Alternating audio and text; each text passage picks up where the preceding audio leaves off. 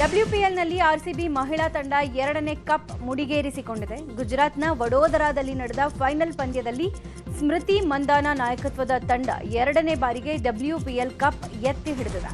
ದೆಹಲಿ ವಿರುದ್ಧ ನಡೆದ ಪಂದ್ಯದಲ್ಲಿ ಆರ್ಸಿಬಿ ಟೀಮ್ ಭರ್ಜರಿ ಆಟ ಆಡಿ ರೋಚಕ ಗೆಲುವು ಸಾಧಿಸಿದೆ. ಸ್ಮೃತಿ ಮಂದಾನ ಪಡೆಗೆ 6 ವಿಕೆಟ್ಗಳ ಭರ್ಜರಿ ಜಯ ಸಿಕ್ತಿದ್ದ ಹಾಗೆ ಆರ್ಸಿಬಿ ಅಭಿಮಾನಿಗಳ ಸಂಭ್ರಮ ಮುಗಿಲು ಮುಟ್ಟಿತು. ಮೊದಲು ಬ್ಯಾಟ್ ಮಾಡಿದ ದೆಹಲಿ 203 ರನ್ ಗಳಿಸಿದ್ರೆ ಸ್ಮೃತಿ ಮಂದಾನ ಭರ್ಜರಿ ಆಟದಿಂದ ಆರ್ಸಿಬಿ ಟೀಮ್ ಅದ್ಧೂರಿಯಾಗಿ ಗೆದ್ದು ಕಪ್ ಎತ್ತಿ ಹಿಡಿದಿದೆ. ಸತತ 4ನೇ ಬಾರಿಗೆ ಫೈನಲ್ಗೆ ಬಂದು ಚೋಕರ್ಸ್ ಆಗಿದೆ ಡೆಲ್ಲಿ ತಂಡ. ಡಬ್ಲ್ಯೂಪಿಎಲ್ ಫೈನಲ್ಸ್ನಲ್ಲಿ ದೆಹಲಿಯನ್ನ ಬಗ್ಗು ಬಡಿದು ಜಯ ಸಾಧಿಸುತ್ತಿದ್ದ ಹಾಗೆ ಕರುನಾಡಿನ ನಾಯಕರು ಶುಭಾಶಯ ತಿಳಿಸಿದ್ದಾರೆ. ಸಿಎಂ ಸಿದ್ದರಾಮಯ್ಯ, ಡಿಸಿಎಂ ಡಿಕೆ ಶಿವಕುಮಾರ್, ಕೇಂದ್ರ ಸಚಿವ ಕುಮಾರಸ್ವಾಮಿ ಸೇರಿದಂತೆ ಗಣ್ಯಾತಿ ಗಣ್ಯರು ಶುಭಾಶಯಗಳ ಮಳೆ ಸುರಿಸಿದ್ದಾರೆ. ಆರ್ಸಿಬಿ 2ನೇ ಬಾರಿ ಡಬ್ಲ್ಯೂಪಿಎಲ್ ಕಪ್ ಮುಡಿಗೇರಿಸಿಕೊಳ್ಳೋ ಕ್ಷಣವನ್ನ ಆನಂದಿಸೋಕೆ ಬೆಂಗಳೂರಿನ ಬಹುತೇಕ ಕಡೆ ಬೃಹತ್ ಸ್ಕ್ರೀನ್ ವ್ಯವಸ್ಥೆ ಮಾಡಲಾಗಿತ್ತು. MG road, Brigade road, pub, bar, ರೆಸ್ಟೋರೆಂಟ್ಗಳಲ್ಲಿ ಬಿಗ್ ಸ್ಕ್ರೀನ್ ವ್ಯವಸ್ಥೆ ಆಗಿತ್ತು. ಬಿಗ್ ಸ್ಕ್ರೀನ್ನಲ್ಲಿ ಆರ್ಸಿಬಿ ಗೆಲುವಿನ ಕಣ್ತುಂಬಿಕೊಂಡ ಅಭಿಮಾನಿಗಳು ಆರ್ಸಿಬಿ ಗೆಲುವು ಸಾಧಿಸುತ್ತಿದ್ದ ಹಾಗೆ ಕುಣಿದು ಕುಪ್ಪಳಿಸಿದ್ದಾರೆ. ಇನ್ನು ದೆಹಲಿ ವಿರುದ್ಧ ಗೆದ್ದು 2ನೇ ಬಾರಿ ಕಪ್ ತನ್ನದಾಗಿಸಿಕೊಂಡಿದ್ದಕ್ಕೆ ಖುಷಿ ವ್ಯಕ್ತಪಡಿಸಿದ್ದಾರೆ. ದೆಹಲಿ ಸೋಲಿನ ಬಗ್ಗೆಯೂ ಅಯ್ಯೋ ಪಾಪ ಅಂತ ಹೇಳಿದ್ದಾರೆ. ಒಂದು ಟ್ರೋಫಿನೂ ಇದ್ದಿಲ್ಲ. 2 ವರ್ಷಕ್ಕೆ 3 ಫೈನಲ್ ಆಡಿ ಟ್ರೋಫಿ ಬಂದ್ಬಿಟ್ಟಿದೆ.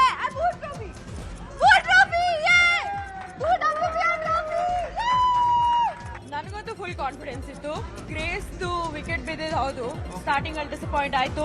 But we were very sure ನಾವು ಆ ಸ್ಕೋರ್ ಚೇಸ್ ಮಾಡೇ ಮಾಡ್ತೀವಿ ಅಂತ. ನಾವು ಹುಡುಗಿರೇನು ಕಡಿಮೆನಾ, ನಾವು ಚೇಸ್ ಮಾಡ್ತೀವಿ ಅಂತ ಫುಲ್ ಕಾನ್ಫಿಡೆನ್ಸ್ ಇತ್ತು. ಸೊ ಫುಲ್ ಸ್ಮೃತಿ ಮತ್ತೆ ವಾಲ್ ಚೆನ್ನಾಗಿ ಪಾರ್ಟ್ನರ್ಶಿಪ್ ಬಿಲ್ಡ್ ಮಾಡಿದ್ರು. ರಿಚಾಯಿಂದ ಮ್ಯಾಚ್ ಮುಗಿಬೋದಾಗಿತ್ತು, ಬಟ್ ಅನ್ನೆಸೆಸರಿ ಆಗಿ ಕ್ಯಾಚ್ ಹೋಗಿದ್ದು ಅಷ್ಟೇ. But exception, like amazing. ಈ ಟೀಮ್ ನಾವು ಯಾವಾಗೂ ಇಷ್ಟಪಡ್ತೀವಿ. Forever we love you RCB. ನನ್ಗನ್ಸುತ್ತೆ ಇದೆಲ್ಲ ಸ್ಮೃತಿ ಮಂದಣ್ಣನೆ ಮಾಡಿದ್ದು. ಅವರು ಯಾವ ಮ್ಯಾಚ್ ಇದ್ರೂ ಅವ್ರಿಗೆ ಟೆನ್ಷನ್ ಕಾಣಿಸೋದೇ ಇಲ್ಲ ಅವ್ರ ಮುಖದಲ್ಲಿ. ಅವ್ರು ಯಾವಾಗ್ಲೂ ಕಮ್ಮಿ ಸ್ಟ್ರೆಸ್ ತಗೋತಾರೆ. ಯಾವ ಟೀಮ್ ಮೆಂಬರ್ಗೆ ಸ್ಟ್ರೆಸ್ ಇದ್ರು ಅವ್ರು ಕಾಮಾಗಿ ಆಡ್ತಾರೆ. ಇವತ್ತು ಅವ್ರು ಅದೇ ಮಾಡಿದ್ದು. ಅವ್ರ ಲೈಫಲ್ಲಿ ಬೆಸ್ಟ್ WPL ಇನ್ನಿಂಗ್ಸ್ ಇದು. ಅವ್ರು ಅಷ್ಟು ಚೆನ್ನಾಗಿ ಆಡಿರಲಿಲ್ಲ ಪ್ರೀವಿಯಸ್ ಮ್ಯಾಚಸ್ ಅಲ್ಲ, ಬಟ್ ಈ ಮ್ಯಾಚಲ್ಲಿ ಅವ್ರು ಆಡ್ತಾ ತುಂಬ ಕಾನ್ಫಿಡೆನ್ಸ್ ಇತ್ತು. ಗ್ರೇಸ್ ಹ್ಯಾರಿಸ್ ಆಗಲಿ, ರಿಚಾ ಘೋಷ್ ಆಗಲಿ, ಸ್ಮೃತಿ ಮಂದನ ಆಗಲಿ, ಅವ್ರು ತುಂಬ ಚೆನ್ನಾಗಿ ಆಡ್ತಾರೆ. ನಮ್ಗೆ ತುಂಬ ಕಾನ್ಫಿಡೆನ್ಸ್ ಇತ್ತು. ನಾವು ಗೆಲ್ತೀವಿ ಅಂತ ತುಂಬ ಕಾನ್ಫಿಡೆನ್ಸ್ ಇದೆ. ಇದಕ್ಕೆ ಇಷ್ಟು ಜನ ಬಂದಿತ್ತು. ಚಿಕ್ಕಮಗಳೂರಿನ ಕಡೂರಿನಲ್ಲಿ ಅಭಿಮಾನಿಗಳು ಅದ್ಧೂರಿಯಾಗಿ ಸಂಭ್ರಮ ಪಟ್ಟಿದ್ದಾರೆ. WPLನಲ್ಲಿ ಬೆಂಗಳೂರು ತಂಡ ಗೆಲುವು ಸಾಧಿಸುತ್ತಿದ್ದ ಹಾಗೆ ಕಡೂರು ಪಟ್ಟಣದಲ್ಲಿ ಪಟಾಕಿ ಸಿಡಿಸಿ ಆರ್ಸಿಬಿ ಅಭಿಮಾನಿಗಳು ಸಂಭ್ರಮಿಸಿದ್ದಾರೆ. ರಸ್ತೆಯನ್ನ ಬಸ್ಗಳನ್ನ ತಡೆದು ಕುಣಿದು ಕುಪ್ಪಳಿಸಿದ್ರು. 100 ಅಭಿಮಾನಿಗಳು ಒಂದೆಡೆ ಸೇರಿ ಆರ್ಸಿಬಿ ಗೆಲುವನ್ನ ಸಂಭ್ರಮ ಪಟ್ಟಿದ್ದಾರೆ.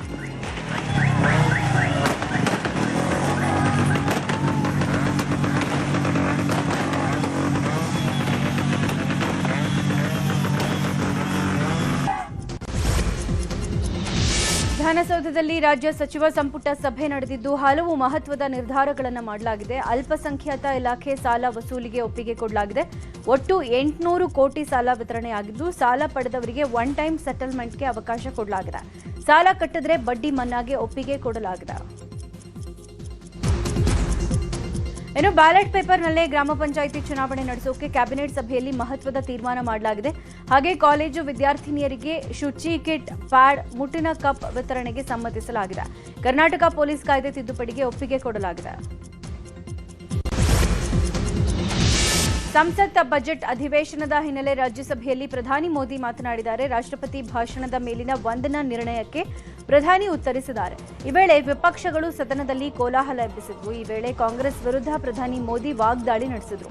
25 ವರ್ಷಗಳಿಂದ ಕಾಂಗ್ರೆಸ್ ನನ್ನನ್ನ ದೂರ್ತಾ ಇದೆ. ನಾವು ಆಪರೇಷನ್ ಸಿಂಧೂರ್ ಮಾಡ್ತಿದೀವಿ. ಅವರು ನನ್ನನ್ನ ಸಮಾಧಿ ಮಾಡೋಕೆ ಬಯಸ್ತಾ ಇದ್ದಾರೆ. ಕಾಂಗ್ರೆಸ್ಗೆ ಮೋದಿ ಸಮಾಧಿ ಮಾಡೋಕೆ ಸಾಧ್ಯ ಇಲ್ಲ ಅಂತ ಪ್ರಧಾನಿ ಕಿಡಿಕಾರಿದ್ದಾರೆ. ಮೆಟ್ರೋ ಟಿಕೆಟ್ ದರ 5% ಹೆಚ್ಚಾಗಿದೆ. ಇದೇ 9ರಿಂದ ಪರಿಷ್ಕೃತ ದರ ಜಾರಿಗೆ ಬರುತ್ತೆ. ಬೆಲೆ ಏರಿಕೆ ವಿಚಾರ ದೆಹಲಿಯಲ್ಲಿ ಸಂಸದ ತೇಜಸ್ವಿ ಸೂರ್ಯ ಸುದ್ದಿಗೋಷ್ಠಿ ನಡೆಸಿ ನಮ್ಮ ಮೆಟ್ರೋ ಟಿಕೆಟ್ ದರ ಏರಿಕೆ ವಿಚಾರದಲ್ಲಿ ರಾಜ್ಯ ಸರ್ಕಾರ ಸುಳ್ಳು ಹೇಳ್ತಾ ಇದೆ. ನಮ್ಮ ಪಾತ್ರ ಏನೂ ಇಲ್ಲ ಅಂತ ಸುಳ್ಳು ಹೇಳ್ತಿದ್ದಾರೆ. ರಾಜ್ಯ ಸರ್ಕಾರದ ಪಾತ್ರ ಇಲ್ಲದೇ ಇದ್ರೆ ಕೂಡಲೇ ಕೇಂದ್ರ ಸರ್ಕಾರಕ್ಕೆ ಪತ್ರ ಬರೆದ್ರೆ 24 ಗಂಟೆಯಲ್ಲೇ ದರ ಇಳಿಕೆ ಮಾಡಿಸ್ತೀವಿ ಅಂತ ಹೇಳಿದ್ರು. ಇನ್ನು ದರ ಏರಿಕೆ ಬಗ್ಗೆ ಬೆಂಗಳೂರಲ್ಲಿ ಮಾತನಾಡಿದ ಡಿಸಿಎಂ ಡಿಕೆ ಶಿವಕುಮಾರ್, ನನ್ನ ಬಳಿ ಯಾವುದೇ ಫೈಲ್ ಬಂದಿಲ್ಲ, ನನಗೆ ಗೊತ್ತಿಲ್ಲ ಅಂತ ಹೇಳಿದ್ದಾರೆ. ಪ್ರಜ್ವಲ್ ರೇವಣ್ಣ ಕೇಸ್ಗೆ ಸಂಬಂಧಪಟ್ಟಂತೆ ಕೆಆರ್ ನಗರ ಠಾಣೆಯಲ್ಲಿ ದಾಖಲಾಗಿದ್ದ ಸಂತ್ರಸ್ತೆಯ ಅಪಹರಣ ಪ್ರಕರಣದಲ್ಲಿ A9 ಆರೋಪಿ ಜನಪ್ರತಿನಿಧಿಗಳ ಕೋರ್ಟ್ಗೆ ಶರಣಾಗಿದ್ದಾರೆ. ಎಚ್ಡಿ ರೇವಣ್ಣ ಸೇರಿದಂತೆ ಹಲವರ ವಿರುದ್ಧ ಪ್ರಕರಣ ದಾಖಲಾಗಿತ್ತು. ಪ್ರಕರಣ ದಾಖಲಾದ ಬಳಿಕ A9 ಆರೋಪಿ ಅಜಿತ್ ತಲೆಮರೆಸಿಕೊಂಡಿದ್ದ. ಆರೋಪಿಯ ವಿರುದ್ಧ ಕೋರ್ಟ್ ಬಂಧನದ ವಾರೆಂಟ್ ಜಾರಿ ಮಾಡಿದ ಬಳಿಕ ನ್ಯಾಯಾಲಯಕ್ಕೆ A9 ಆರೋಪಿ ಅಜಿತ್ ಕುಮಾರ್ ಶರಣಾಗಿದ್ದಾನೆ. ಪೊಲೀಸ್ ಕಸ್ಟಡಿಗೆ ಕೊಡುವಂತೆ ಸಿಐಡಿ ಎಸ್ಐಟಿ ಟೀಮ್ ಮನವಿ ಸಲ್ಲಿಸಿತ್ತು. ಆದರೆ ಕೋರ್ಟ್ ನ್ಯಾಯಾಂಗ ಬಂಧನಕ್ಕೆ ನೀಡಿ ಆದೇಶ ಹೊರಡಿಸಿದ್ದು ಫೆಬ್ರವರಿ 6ಕ್ಕೆ ವಿಚಾರಣೆ ಮುಂದೂಡಿದೆ. ಸಿಎಂ ಸಿದ್ದರಾಮಯ್ಯ ಅವರ ಇವತ್ತಿನ ಮಂಡ್ಯ ಪ್ರವಾಸ ರದ್ದಾಗಿದೆ. ಮಂಡ್ಯದ ಬೀರೇಶ್ವರ ದೇವಸ್ಥಾನದ ಪೂಜಾ ಮಹೋತ್ಸವದಲ್ಲಿ ಭಾಗವಹಿಸಬೇಕಾಗಿದ್ದ ಸಿಎಂ ಆ ಬಳಿಕ ಜಿಲ್ಲಾ ಮಟ್ಟದ ಅಧಿಕಾರಿಗಳ ಸಭೆ ಕೂಡ ನಿಗದಿ ಮಾಡಿದ್ರು. ಆದರೆ ಇದೀಗ ಮಂಡ್ಯ ಜಿಲ್ಲೆಯ ಪ್ರವಾಸವನ್ನ ರದ್ದು ಮಾಡಿದ್ದಾರೆ. ದಿಢೀರಂತ ಮಂಡ್ಯ ಪ್ರವಾಸ ರದ್ದುಗೊಳಿಸಿದ ಬಳಿಕ ವಿಧಾನಸೌಧದಲ್ಲಿ ಸಚಿವ ಚಲುವರಾಯಸ್ವಾಮಿ ಮಾತನಾಡಿ, ಮಂಡ್ಯದಲ್ಲಿ ಒಂದು ಸಮುದಾಯದವರು ಕಾರ್ಯಕ್ರಮ ಹಮ್ಮಿಕೊಂಡಿದ್ರು. ಬಜೆಟ್ ಪೂರ್ವ ಸಿದ್ಧತೆಗೆ ಕಾಲಾವಕಾಶ ಕಡಿಮೆ ಇದೆ, ಬರೋಕ್ಕಾಗಲ್ಲ ಅಂತ ಹೇಳಿದ್ದಾರೆ ಅಂತ ಮಾಹಿತಿ ಕೊಟ್ಟಿದ್ದಾರೆ. ದಕ್ಷಿಣ ಕನ್ನಡ ಜಿಲ್ಲೆಯ ಪುತ್ತೂರಿನಲ್ಲಿ ಇವತ್ತು ನೂತನ ಕಾಂಗ್ರೆಸ್ ಭವನ ಕಟ್ಟಡದ ಶಿಲಾನ್ಯಾಸ ಸಮಾರಂಭ ನಡೆಯಲಿದೆ. ಈ ಬಗ್ಗೆ ಪುತ್ತೂರು ಶಾಸಕ ಅಶೋಕ್ ಕುಮಾರ್ ರೈ ಮಾಹಿತಿ ಕೊಟ್ಟಿದ್ದು, ಉಪಮುಖ್ಯಮಂತ್ರಿ ಡಿಕೆ ಶಿವಕುಮಾರ್ ಕಟ್ಟಡದ ಶಿಲಾನ್ಯಾಸ ನೆರವೇರಿಸಲಿದ್ದಾರೆ. ಸುಮಾರು 2.5 ಕೋಟಿ ರೂಪಾಯಿ ವೆಚ್ಚದಲ್ಲಿ ಕಾಂಗ್ರೆಸ್ ಭವನ ನಿರ್ಮಾಣಗೊಳ್ಳಲಿದೆ ಅಂತ ತಿಳಿಸಿದ್ದಾರೆ. ಇನ್ನು ಕಟ್ಟಡದ ನಿರ್ಮಾಣಕ್ಕೆ ಬೇಕಾದ ಹಣವನ್ನು ಕ್ಷೇತ್ರದ ಎಲ್ಲಾ ಕಾಂಗ್ರೆಸ್ ಕಾರ್ಯಕರ್ತರಿಂದ ಸಂಗ್ರಹಿಸುವ ಮೂಲಕ ಪಡಿತೀವಿ ಅಂತ ಹೇಳಿದ್ದಾರೆ. ಕೋಲಾರದಲ್ಲಿ ಮಾಲೂರು ಕಾಂಗ್ರೆಸ್ ಶಾಸಕ ಕೆವೈ ನಂಜೇಗೌಡಗೆ ಬಿಗ್ ರಿಲೀಫ್ ಸಿಕ್ಕಿದೆ. ಮಾಲೂರು ವಿಧಾನಸಭಾ ಚುನಾವಣಾ ಫಲಿತಾಂಶ ಮರು ಮತ ಎಣಿಕೆ ವಿವಾದದಲ್ಲಿ ಜಯ ಸಿಕ್ಕಿದೆ. 248 ಮತಗಳ ಅಂತರ ಇದ್ದ ನನ್ನ ಪ್ರಕರಣದಲ್ಲಿ ಮರುಮತ ಎಣಿಕೆಗೆ ಆದೇಶ ಆಗಿತ್ತು. ಇದೀಗ ಎಲ್ಲವೂ ಅಂತಿಮವಾಗಿದೆ ಅಂತ ಹೇಳಿದ್ದಾರೆ. ಅದೇ ರೀತಿ ಮುಂದಿನ 5 ತಿಂಗಳಲ್ಲಿ ಸೌಮ್ಯ ರೆಡ್ಡಿ ಎಂಎಲ್ಎ ಆಗ್ತಾರೆ ಅಂತ ನಂಜೇಗೌಡ ಭವಿಷ್ಯ ನುಡಿದಿದ್ದಾರೆ.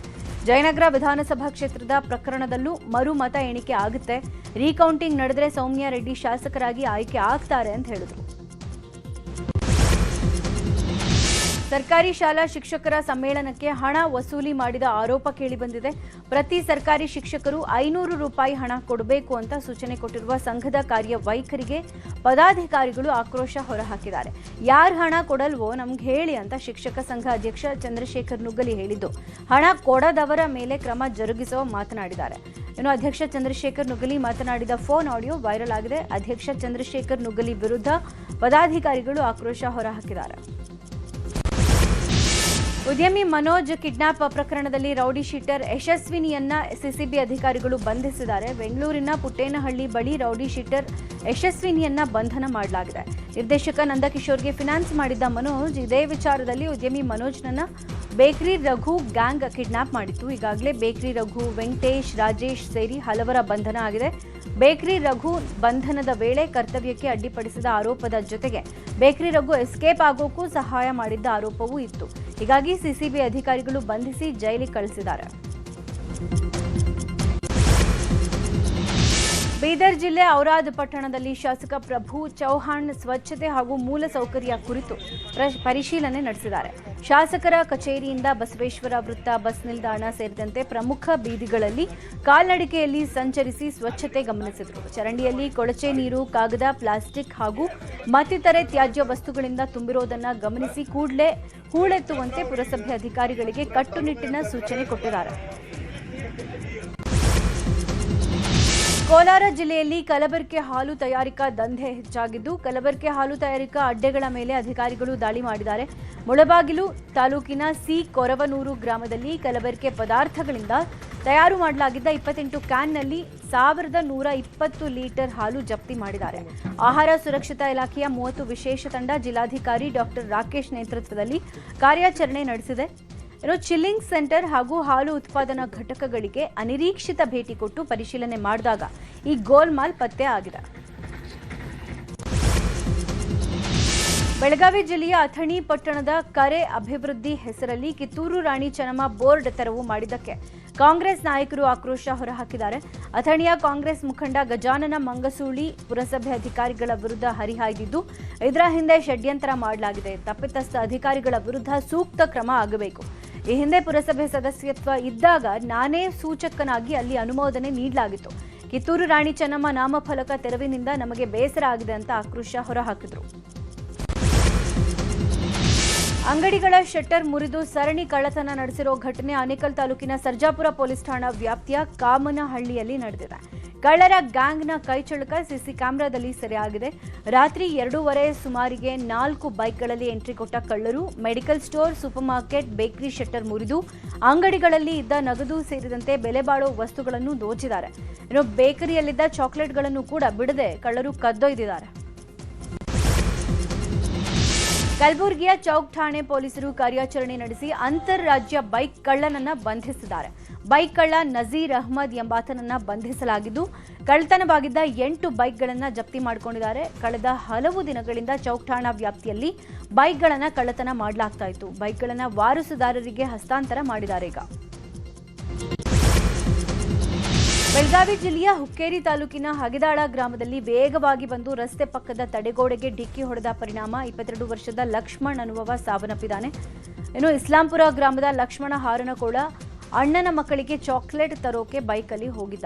ಲಕ್ಷ್ಮಣ ಪಶ್ಚಾಪುರ ವಂಟಮೂರಿ ರಸ್ತೆಯಲ್ಲಿ ವೇಗವಾಗಿ ಬಂದು ರಸ್ತೆ ಪಕ್ಕದ ತಡೆಗೋಡೆಗೆ ಡಿಕ್ಕಿ ಹೊಡೆದ ಪರಿಣಾಮ ಸ್ಥಳದಲ್ಲೇ ಸಾವನ್ನಪ್ಪಿದ್ದಾರೆ. ಚಾಮರಾಜನಗರದ ಶೆಟ್ಟರಕಟ್ಟೆ ಬಳಿ ಕಳೆದ 3 ದಿನಗಳಿಂದ ಚಿರತೆಯೊಂದು ಪದೇ ಪದೇ ಕಾಣಿಸಿಕೊಳ್ತಾ ಇದೆ.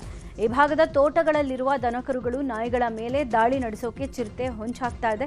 ಚಿರತೆ ಓಡಾಟದ ದೃಶ್ಯ ಸಿಸಿಟಿವಿಯಲ್ಲಿ ಸೆರೆಯಾಗಿದ್ದು, ಅರಣ್ಯಾಧಿಕಾರಿಗಳಿಗೆ ಮಾಹಿತಿ ಕೊಟ್ಟರೂ ನಿರ್ಲಕ್ಷ್ಯ ವಹಿಸಿದ್ದಾರೆ ಅಂತ ಗ್ರಾಮಸ್ಥರು ಆರೋಪಿಸಿದ್ದಾರೆ. ಅನಾಹುತ ಸಂಭವಿಸೋ ಮುಂಚೆ ಚಿರತೆ ಸೆರೆ ಹಿಡಿಬೇಕು ಅಂತ ಗ್ರಾಮಸ್ಥರು ಒತ್ತಾಯಿಸಿದ್ದಾರೆ. ಶಿವಮೊಗ್ಗ ಜಿಲ್ಲೆ ಸಾಗರದ ಮಾರಿಕಾಂಬಾ ದೇವಿ ಜಾತ್ರೆಯಲ್ಲಿ ನಟ ಶಿವರಾಜ್ ಕುಮಾರ್ ದಂಪತಿ ಭಾಗಿಯಾಗಿದ್ರು. ಪತ್ನಿ ಜೊತೆ ದೇವಿಯ ದರ್ಶನ ಪಡೆದ ಬಳಿಕ ಅಭಿಮಾನಿಗಳೊಂದಿಗೆ ಆತ್ಮೀಯವಾಗಿ ಬೆರೆತು ಮಾತಾಡಿದರು. ಅಭಿಮಾನಿಗಳತ್ತ ಕೈ ಬೀಸಿ ಜಾತ್ರೆಯ ಶುಭ ಕೋರಿದರು.